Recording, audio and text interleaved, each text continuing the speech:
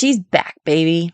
Yes, in honor of my dear Tamra Judge's return and the hope I have for this season of The Real Housewives of Orange County, I'm going to attempt to do little video recaps of the episodes. I'm kind of worried this might bite off more than I can reasonably chew, and I don't want my video essays to be put on the back burner, so we'll see if I can keep it up. But for today, let's discuss the premiere episode of Season 17 of The Real Housewives of Orange County. So we start off with a clip that was released on social media, which I had already watched 85 times, Tamra riding a motorcycle as her greatest hits play in the background. It's limited to her worst moments with the current cast, making us realize that Tamra surely has an uphill battle ahead of her, as she's had demonic moments with literally all of them. We get some flash forwards that let us know she'll be up to her old tricks this season, which, I mean, of course she will be. I thought this intro was cool. You all know how big of a Tamra stan I am, and she teased that the intro would be different than anything we'd seen. This is also kind of a throwback to OG Tamra being in a biker gang of sorts with Simon. I kind of think Heather Dubrow's re-intro last season was a little bit cooler, but whatever. Next, we get a catch-up sesh on what she's been up to, as we OC fans have been in the dark ages, living a Tamra-less life. Okay, that's dramatic. I like season 16, but yeah. So she catches us up on her house sitch and tells us her mom Sandy has moved in. Sandy's kind of underrated as a housewives mom. Is she a messy Mama Joyce going undercover to investigate Georgia law-style housewife mother? No, but she's been a constant presence on the show, and the glimpses we got of her really helped build Tamra's origin story and help us get to know a little bit of why she is the way she is, at least as it pertains to her emotional life. Another big update is that she and Eddie are closing Cut Fitness. I feel for them because I know that business was important to them, but I think they're making a lot of money with Vina CBD, so I think they'll be just fine. We also get a lot of talk about Sandy's sex life. Okay. We do hear Sophia, who other Tamra diehards will know is her youngest daughter, mentioned by name. Tamra mentioned on Watch What Happens Live that she just graduated high school, so hopefully we'll be able to see her when she turns 18. Next up, we see Emily and Shannon go hiking with their dogs. Archie Duff belongs on a list of top 10 housewives' pets. Emily drinks out of a dog bowl and then immediately gets down to business. So, did you see what Tamra said about me? Yeah. And the Tamra show continues. They talk about how she's been bashing them in the press, and we finally get Shannon's perspective on the two's falling out. We'd seen a recurring theme in their friendship in the later years that Tamra felt the friendship was one-sided, and she'd always been there for Shannon, who requires a lot of emotional nurturing. But when Tamra needed a listening ear, she'd get radio silence from Shannon. This was a big issue in season 13, and after Tamra was fired, she went on all sorts of podcasts and talked to the press about Shannon leaving her on red afterwards. In addition to being fired from the show, she was also dealing with the scary situation of her ex-husband getting diagnosed with cancer and really needed her best friend for support, but got totally ghosted. Shannon didn't address it as heavily as Tamra did, but now we finally get to hear her side. She says it was maybe a few missed calls, but it wasn't intentional. I think Tamra needed someone to drop everything and pick up her calls, but Shannon wasn't really giving her that, but more of an I'll call you back when I get a chance, and before she got that chance, Tamra started lashing out in the press, saying some pretty brutal things, making Shannon not super eager to return that call. Shannon doesn't get why she got so vicious and is now anxious knowing that she'll have to see Tamra again. Emily, who doesn't have a great history with Tamra either, wants the two of them to make up, which is very sweet. We'll discuss the dynamic between Tamra and Emily a little later. Next up, we have Gina at the orthodontist getting her children's braces off. Don't they seem a little young to be done with braces? I don't know. But the orthodontist seems super bougie, giving them a treat bag of all the things they couldn't eat with braces. This occurred to me while I was making my Tamra video, but I feel like we don't really know Gina's kids. Like, I couldn't tell you their names. I think one might be Luca. Maybe it's because of the whole situation with Matt, but she tells us that they found a dynamic that really works and things are all good on that end. Would it be too messy to bring in Matt's girlfriend as a housewife? And I want to see how this dynamic works. We then get Emily in the car with her kids who are being very disrespectful. Being a mother seems totally overwhelming to me. But yeah, she catches us up on how life is now that Shane finally passed the bar. She says she's a stay-at-home mom now, so I guess she's no longer determining if something is a clear 1202 violation.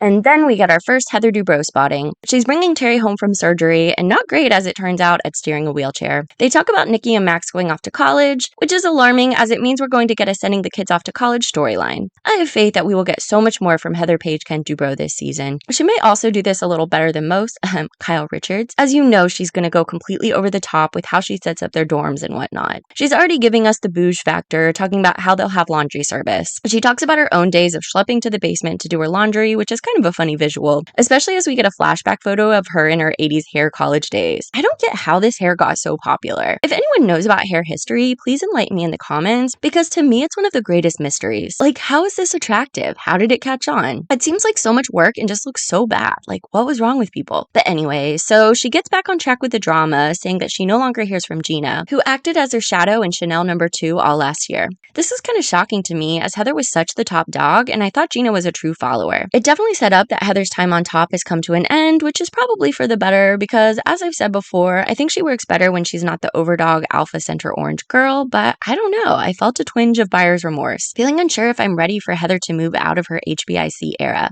I'm sure I'll manage. She also gives us the news that she and Shannon have been hanging out a lot lately, which yay! I love the dynamic between the two of them, and I think it's high time that we get an era of them as a duo. She's really upset about Gina, however, and Terry posits the theory that maybe people don't invite them to things because they worry it's not fancy enough for them. Gina later agrees to this in her confessionals and says Heather just wants to be invited to turn down an invitation, which tells me that things are really off between them because that's a dig. I feel like there's something we don't yet know because I don't think Gina would have said that last season. We shall see. But I can see from Heather's perspective that she feels left out. It's almost something out of a fairy tale where she's built this castle for herself, but now nobody can reach her and she's feeling isolated in her riches. An unexpected consequences of extreme wealth, I guess. Next, it's back to Tamra time. She and Eddie are going bowling. Enter our newbie Jenn with 2 N's. She's totally different from last year's Jenn. She's got a whole extra letter and has a slightly different face. Plus her partner goes by Ryan, not Ryan. Orange County is so special that it really does have a specific look that a lot of the women have. I mean, let's run down the list. Season 1 Kimberly, Peggy Tanos, Gretchen Rossi, Alexis Bellino, Queen Tamra, Bronwyn, Elizabeth, Jenn with 1 N. I love it. So now we can add new Jenn to the list. Right away, it's clear that Tamra and her are frenemies.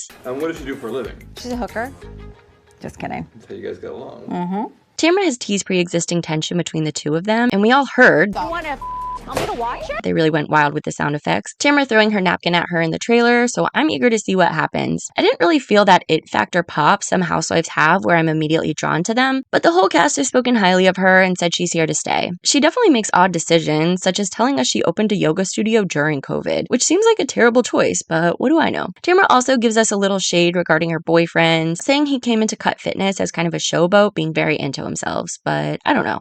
If Jen's happy, I'm happy. So next it's back to Gina in her iconic minivan. She calls up Heather to see if she can stop by and bring a going away present to Nikki and Max. I love the suburbanness OC gives us. But yeah, Heather is surprised. There's some light tension on the phone. Both are happy they caught each other. Heather says she'll put Gina's name on the gate. It's not clear which one of the 3 gates she means, but Gina is able to circumnavigate them all. Heather shows her the floor plans for Max and Nikki's dorms, leading to a moment of relatability from Gina, notably in her 2000s era looks in juxtaposition to Heather's 80s do. Gina says she's studying for a real estate license, apparently Nikki is too, but this got me kind of excited for Gina. I'm hoping she makes a Mauricio Umansky style heel turn and becomes the wealthiest housewife in OC. Heather is like, yeah, okay, now let's talk about us.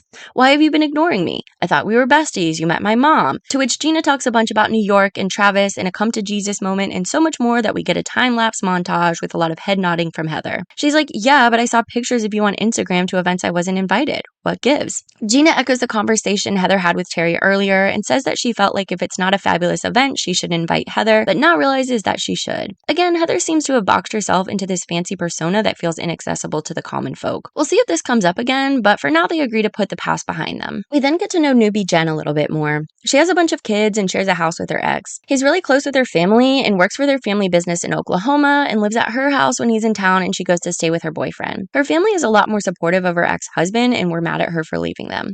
It definitely seems messy, so we shall see what she brings. It definitely seems like her boyfriend is much more into her than she is into him. I'm getting Bronwyn vibes, which could be good, but could also be really bad. Let me know your thoughts on her so far. The jury's still out for me, but I mean, it's been 1 episode. Next, we get our first scene of Tamra interacting with the established cast as she goes to play pickleball with Gina and Heather, and it's like she never left. Gina's happy to see her. They didn't really leave on a bad note. Gina was the one who found Tamra in the bush in season 14, and I don't think Tamra said anything that bad about her in the press. We do get a little more shade from Gina regarding Heather, as she says she likes Tamra because she doesn't feel like she's doing something wrong when she's with her. The implication, she feels like that with Heather. Something seems to definitely be brewing. They play pickleball, which is kind of a silly scene. Side note, where did pickleball come from? It's suddenly everywhere. It looks like fun, I guess, but it's just like this sudden fad. But yeah, so then they get to the good part. Heather's butler, or whatever, appears with a picnic basket filled with shams. I noticed Gina was drinking water instead. She's announced recently that she's sober, which is awesome. I'm sure she'll open up more about that later this season. Gina brings up newbie Jenn, saying she knows her through Tamra and wants to go to her yoga treat, prompting Heather to ask if she can bring a friend. That friend, Miss Shannon storms Beador. Tamra is none too thrilled, saying she ghosted her. In a confessional, Shannon insists, Barbie hands and all, that she has not ghosted Tamra. We get sparring confessionals on the definition of ghosting and strings of text and whether Shannon knows how to send someone to voicemail. But back to the scene, Tamra opens up about how she felt ignored by Shannon in her time of need. She's very coy about how she feels about Shannon. She's a self-centered person that only gives a about herself. Well, how about Heather insists she's changed and has been a delight in their newfound friendship that they've forged. Tamra is a little hesitant to believe this as she was so hurt by Shannon, but we all know she's easy to forgive, as well as a professional housewife who knows we don't want to see a full season of the two not talking, so she says she's open to talking to her and seeing how it goes. And last, we get our first big group event, Jenn's yoga retreat. It's not really a retreat. Isn't that like something that happens over a few days? It's more yoga in the park, but whatever. Gina shows up in a blazer, which is incredible. Tamra is spinning out about Shannon being there, with Gina and Emily trying to calm her down. Shannon surprisingly is keeping her cool about the whole thing. Maybe it's just that she stayed on the show, so it's her turf. I'm not sure. We don't get a whole lot of Shannon this episode, my one criticism, but there's a lot of talk about how she's in a good place, so perhaps she just has a quiet confidence since things are going so well. The trailer assured us we get some classic Shannon this season. Stop with the camera. I'm not a crazy person. So I don't know how long this will last. But finally, the gang is all assembled, and despite a little awkward circling, we get our first Shannon and Tamra contact as the two hug hello. Their confessionals revealed that they were both kind of freaking out in this moment, and honestly, so was I. We're off to the races, y'all. But the ladies do their yoga, with Shannon being the star and incredibly bad at yoga. When you think of Shannon, the first thing that jumps to mind isn't agile.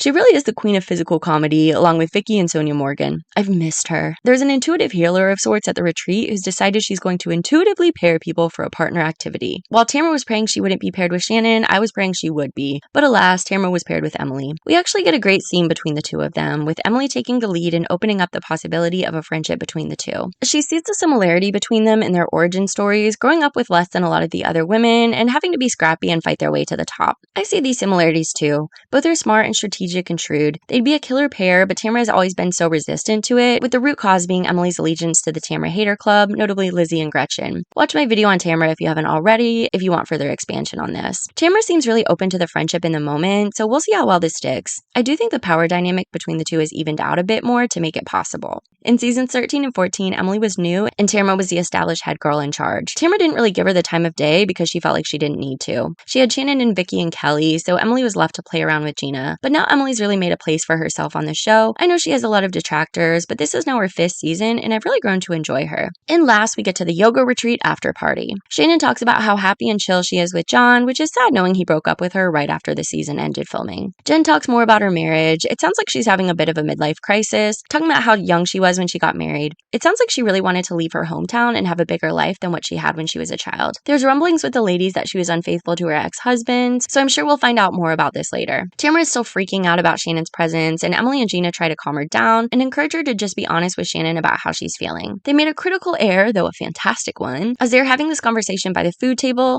not realizing that Shannon has walked up as they're discussing it. But I feel like... Oh, is this me?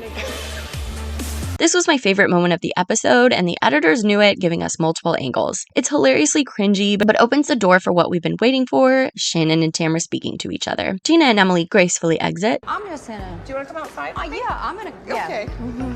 Leaving them a moment alone. Tamra kind of just hits the ground running, crying immediately about how she misses her friend and opens up about her current country song. Her dog has sadly passed away and Cut Fitness is closing. It's a sweet moment, honestly, a sign of their strong connection. Like that maxim that says that with true friends, you immediately go back to how it always was. It's clear that Tamra still loves Shannon a whole lot. Shannon is a little guarded, but with Tamra opening up the way she is, she really had no choice but to comfort her. Shannon says she wants to talk things through, and they both are eager to get together and work through all their issues so they can get back to being the Dos Amigas. But then we end with horror music and a black screen showing us that in just 1 week, they will have an epic sit-down that may not go so well. I truly cannot wait. All in all, I thought this was a fantastic premiere. Tamra's re-intro was fantastic and she assimilated right away, but of course she did. She's the MVP. We got so much set up. Tension between Gina and Heather, contact between Shannon and Tamra, a budding friendship between Emily and Tamra, a budding friendship between Heather and Shannon, and some question marks around the new girl. I can't wait to see how all of this plays out. I'm also ready to see how Taylor Armstrong does on OC. I actually just was watching our seasons of Beverly Hills for some future videos, and I'm so eager to see where she's at now. I know we saw her on Ultimate Girls Trip, but I want to see her home life and all of that. I know we're a long way from Vicky's triumphant return, but I'm ready. It was also pretty wild to see Heather immediately push back to side character status, but the rumor mill has said that this was a tough season for her, so we'll see how it all goes. But I really enjoyed her in this episode. I thought Gina was great as well. She's really rising in the ranks of Housewives and is kind of a key connector at this point. But let me know what you all thought of the premiere. The ratings were fantastic, over 1 million viewers, but some of that could be attributed to more eyes on Bravo due to Scandoval. Let me know if you like this kind of recappy one episode video. I'm hoping I can keep these videos up throughout the course of this season, but may have to do just more of an audio podcast if I have a busy week work-wise. And a channel update, I'm officially in the editing phase for a new nuclear fallout video. It's been my most requested video, so I'm super excited about it. Alright, well, thanks for watching. Be sure to give the video a thumbs up and subscribe to the channel if you haven't already. I'll see you in the next one. Bye!